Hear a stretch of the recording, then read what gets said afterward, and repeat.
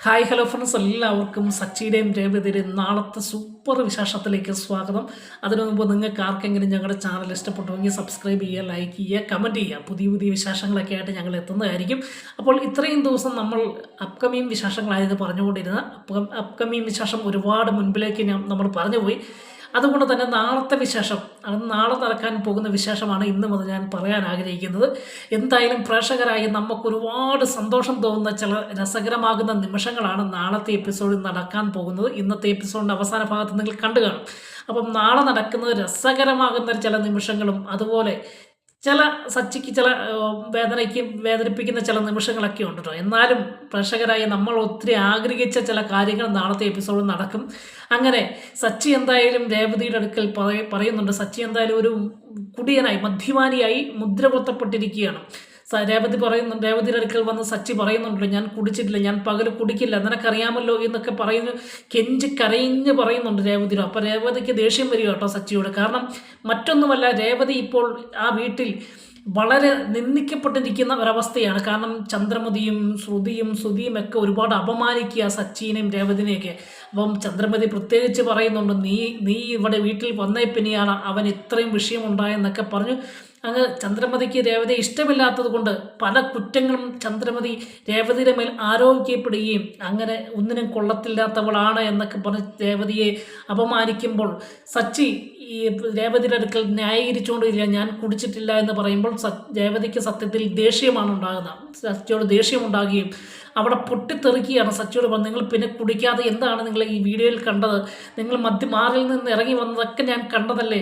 നിങ്ങൾ ആരെയും ന്യായീകരിക്കുന്നത്? ഞാനിപ്പം ആകെ തകർന്നു നിൽക്കുക. എൻ്റെ വീട്ടുകാരെ അപമാനിക്കപ്പെട്ടു, ഇവിടെ ഞാൻ അപമാനിക്കപ്പെട്ടു, ഞാൻ എന്ത് തെറ്റാ സച്ചിയേട്ടാ ചെയ്തതെന്നൊക്കെ ചോദിച്ച് സച്ചിയോട് പൊട്ടിത്തെറിക്കുകയും കരയുകയൊക്കെ ചെയ്യുക. അപ്പോൾ സച്ചി പറയുന്നുണ്ട്, ഇല്ല രേവതി, നീ എന്നെ വിശ്വസിക്കുന്നൊക്കെ പറയുന്നുണ്ട്. പക്ഷേ രേവതിക്ക് വിശ്വസിക്കാൻ പറ്റുന്നില്ല. കാരണം സച്ചിയുടെ പൂർവ്വകാല ചരിത്രം അത്രത്തോളം മോശമായിരുന്നല്ലോ. മദ്യപിച്ച് ലക്ക് കെട്ടാണല്ലോ വീട്ടിലേക്ക് വരുന്നത്. അതുകൊണ്ടൊക്കെ തന്നെ ഈ സംഭവം ഈ വീഡിയോയിൽ കണ്ടതും റിയലായിട്ട് അല്ലെങ്കിൽ സത്യമാണ് എന്ന് രേവതിയും അങ്ങ് അടിയുറച്ച് വിശ്വസിക്കുകയാണ്. അങ്ങനെ സച്ചിനെ ഇനി അങ്ങനെ വിട്ടാൽ ശരിയായില്ല, എങ്ങനെയെങ്കിലും സച്ചിയേട്ടനെ കുടി മാറ്റണമെന്നൊരു തീരുമാനത്തിലേക്ക് എത്തുക.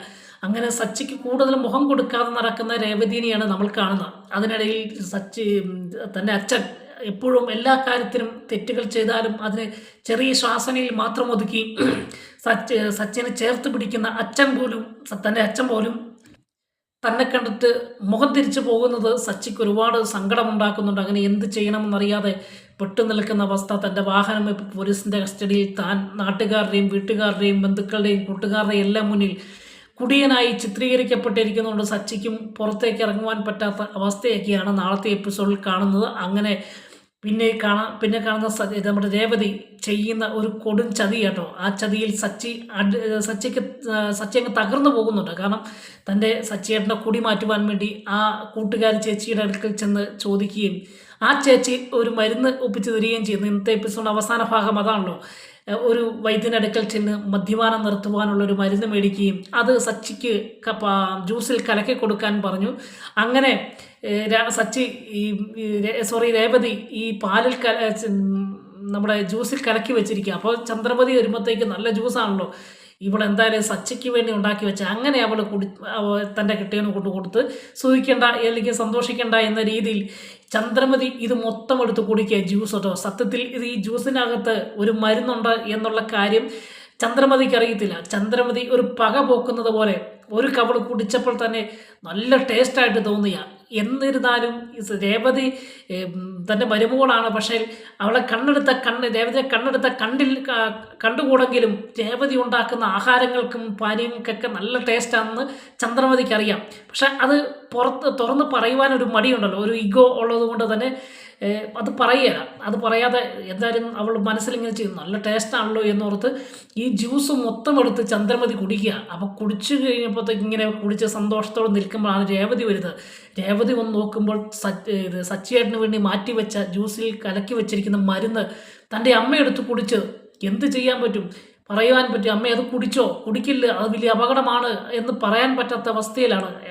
അങ്ങനെ വല്ല ചോദ്യം ചന്ദ്രമതിയോട് ചോദിച്ചാൽ ചന്ദ്രമതി ഞാനിവിടെ ഉണ്ടാക്കി വെക്കുന്ന ജ്യൂസ് കുടിച്ചാൽ നിനക്കെന്താടി എന്ന് ചോദിക്കുമെന്ന് രേവതിക്ക് നല്ലപോലെ അറിയാം. അതുകൊണ്ട് തന്നെ പെട്ടുപോയി നിൽക്കുന്ന രേവതിനെയാണ് കാണുന്നത്. അങ്ങനെ ഈ സമയത്താണ് ചന്ദ്രമതി എന്തായാലും ജ്യൂസൊക്കെ കുടിച്ച് ഹാളിലേക്ക് വരുമ്പോഴാണ് തൻ്റെ കൂട്ടുകാരിയായ ഭാമ വരുന്നത്. ഭാമ വന്ന് ചില രസകരമാകുന്ന നിമിഷങ്ങളൊക്കെ അവിടെ പങ്കുവെക്കുന്നുണ്ട്. കാരണം ഈ സച്ചിയുടെ മദ്യപാനത്തെക്കുറിച്ചും വീഡിയോ വൈറലായതിനെക്കുറിച്ചൊക്കെ പറഞ്ഞ് ചന്ദ്രമതിയെ ചിരിപ്പിക്കാൻ ശ്രമിക്കുമ്പോൾ ചന്ദ്രമതിക്ക് അത് ദേഷ്യമുണ്ടാകുകയും അങ്ങനെ ഭാമയോട് ദേഷ്യപ്പെടുകയൊക്കെ ചെയ്യുന്ന, അങ്ങനെ ദേഷ്യപ്പെടുന്നത് അവർ തമ്മിലുള്ള ബന്ധത്തിൻ്റെ പുറത്തൊരു ദേഷ്യപ്പെടിയിലാണോ. ആ ദേഷ്യപ്പെട്ടുകൊണ്ടിരിക്കുന്ന സമയത്തൊക്കെ പല കാര്യങ്ങളും ഈ സച്ചിയുടെയും രേവതിയെക്കുറിച്ചും ചന്ദ്രമതി പറഞ്ഞുകൊണ്ടിരിക്കുക. ഈ സമയത്താണ് ചെറിയ തോതിൽ നമ്മുടെ ചന്ദ്രമതിക്ക് വയറിനകത്ത് എന്തോ ഒരു വിമിഷ്ടം ഉണ്ടാകുക കേട്ടോ. അപ്പം ചന്ദ്രമതി ആദ്യം വലിയ കാര്യമാക്കിയില്ല. എന്ത് കുഴപ്പമില്ല, സാരമില്ലല്ലോ എന്നോർത്ത് ചെറിയൊരു വിമിഷ്ടമുള്ളൂ.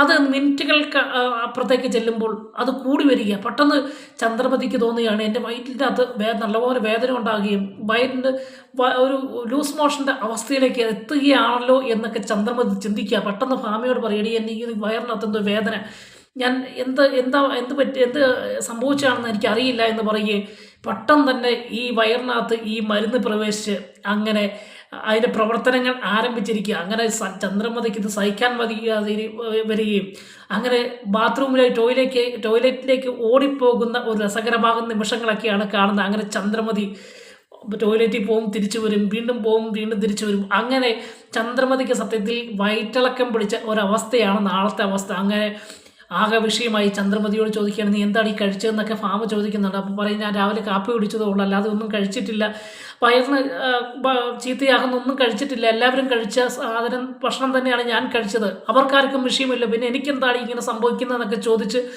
വേവലാതിപ്പെടുകയും ഈ വേവലാതിയോടൊപ്പം തന്നെ ചന്ദ്രമതി ടോയ്ലറ്റിൽ നിന്ന് ഇറങ്ങാൻ പറ്റാത്ത ചില സാഹചര്യവും ഒടുവിൽ തളർന്നു വീഴുകയും ചെയ്യുക. അതാണ് ഞാൻ പറഞ്ഞ പ്രേക്ഷകരായ നമുക്കൊരിത്തിരി സന്തോഷം തോന്നുന്ന ചില നിമിഷങ്ങളൊക്കെ ഉണ്ട്.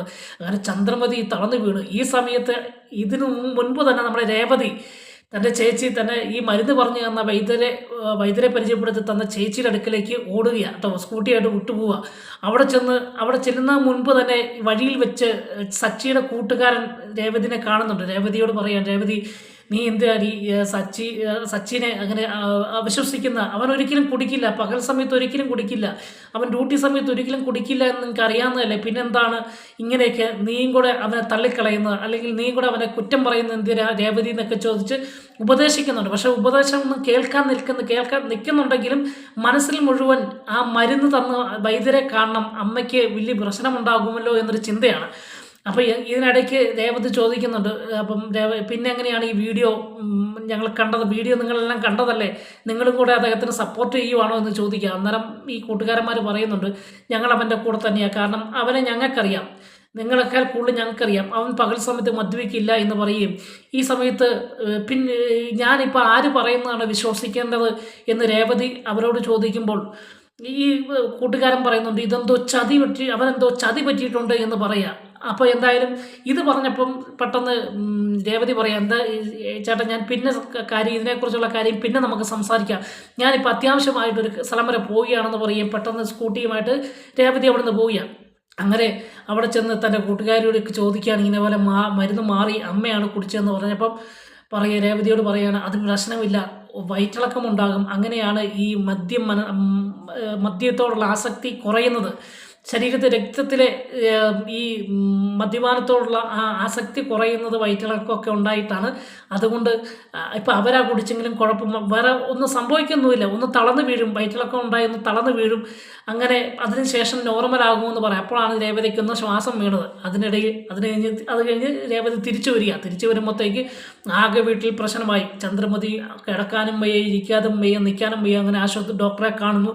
ഡോക്ടർ വീട്ടിൽ വന്ന് ഡോക്ടർ ചില മരുന്ന് കൊടുക്കും, പറയുന്നത് വിഷയമൊന്നുമില്ല, ഇത് ഫുഡിൻ്റെയാണ് എന്ന് പറയുകയാണ്. അപ്പോൾ പെട്ടെന്ന് എല്ലാവരും ചിന്തിക്കുക, ഫുഡ് കഴിക്കുന്ന നമ്മളെല്ലാം ഒരു ഫുഡാണല്ലോ കഴിച്ചത്, പിന്നെന്തിനാ അമ്മയ്ക്ക് മാത്രം ഇങ്ങനെ സംഭവിക്കുന്നത് എന്ന് ചോദിക്കുന്നുണ്ട് കേട്ടോ. അപ്പം ശ്രുതിയൊക്കെ അത് ചോദിക്കുന്നുണ്ട്. അപ്പോഴും അന്നേരം തന്നെ രേവതി വന്നപ്പോൾ അതിനോടൊപ്പം സച്ചിയും വന്ന് ഈ കാര്യങ്ങളൊക്കെ അറിയുക. തൻ്റെ അമ്മയുടെ അടുക്കൽ വന്നിരിക്കുക, എന്താ അമ്മ എന്ത് സംഭവിച്ചാണെന്നൊക്കെ ഇങ്ങനെ ചോദിച്ച് നിൽക്കുക. എന്തായാലും സച്ചി അല്പം അമ്മയ്ക്ക് മോനോട് വെറുപ്പാണെങ്കിലും സച്ചിക്ക് അമ്മയോട് ഒരു വാത്സല്യമുണ്ട്. അതൊക്കെ വരും ദിവസത്തെ എപ്പിസോഡ് നമുക്ക് കാണാം കേട്ടോ. ഒരു സ്നേഹം, ഉള്ളിനുള്ളിലൊരു സ്നേഹമുണ്ട്. അത് പ്രകടമാക്കുന്ന രീതികളെക്കുറിച്ചൊക്കെ നമുക്ക് വരും ദിവസത്തെ എപ്പിസോഡിൽ കാണാം. അങ്ങനെ ഇതിനിടയിൽ രേവതി ആ കാര്യം സത്യം പറയും കേട്ടോ. രേവതി പറയുന്നുണ്ട്, അമ്മേ ഈ സമയത്ത് ജ്യൂസ് കുടിച്ചായിരുന്നു, അവസാന സമയത്ത് ജ്യൂസ് കുടിച്ചായിരുന്നു പറയും. അപ്പോൾ ആ ജ്യൂസിൻ്റെ കാര്യം പറയുമ്പോഴാണ് രേവതി പറയുകയാണ്, അമ്മേ ആ ജ്യൂസ് ഞാൻ അമ്മയ്ക്ക് വേണ്ടി വെച്ചതല്ല, ഇത് സച്ചേട്ടന് വേണ്ടി വെച്ചതാണ് എന്ന് പറയാം. അതിനിപ്പോൾ എന്താണെന്ന് ചോദിക്കുക. അന്നേരം പറയുവാണ്, രേവതി പറയുന്നത്, ഞാൻ അതിനകത്തൊരു മരുന്ന് ചേർത്തിട്ടുണ്ടായിരുന്നു എന്ന് പറയുമ്പോൾ എല്ലാവരും ഞെട്ടിപ്പോവുകയാണ്.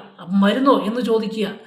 അങ്ങനെ പെട്ടെന്ന് ചന്ദ്രമതിക്ക് മനസ്സിലായി ഇവിടെ എന്തോ ഇതിനകത്ത് കലക്കിയിട്ടുണ്ടെന്നും. അങ്ങനെ രേവതിയുടെ ദേഷ്യം ഉണ്ടാകുകയും കഴുത്തിന് പിടിക്കുവാൻ വേണ്ടി എഴുന്നേൽക്കുമ്പോൾ ഒട്ടും വയ്യാതെ കിടക്കുന്ന ചന്ദ്രമതി ചാടി എണീക്ക്. എന്നാലും കഴുത്തിന് പിടിക്കാൻ പറ്റാതെ വീണ്ടും തളർന്നു കുത്തി കട്ടിലേക്ക് കിടക്കുന്ന ഒരു ഭാഗങ്ങളൊക്കെയാണ് നാളത്തെ എപ്പിസോഡിൽ കാണാൻ പോകുന്നത്. എന്തായാലും ചന്ദ്രമതിക്ക് 8ൻ്റെ പണി കെട്ടിക്കിടക്കുന്ന ഒരു ദിവസമാണ് നാളത്തെ എപ്പിസോഡ്. വീണ്ടും നാളത്തെ അടുത്ത വിശേഷവുമായി കാണും വരെ എല്ലാവർക്കും ഗുഡ് ബൈ.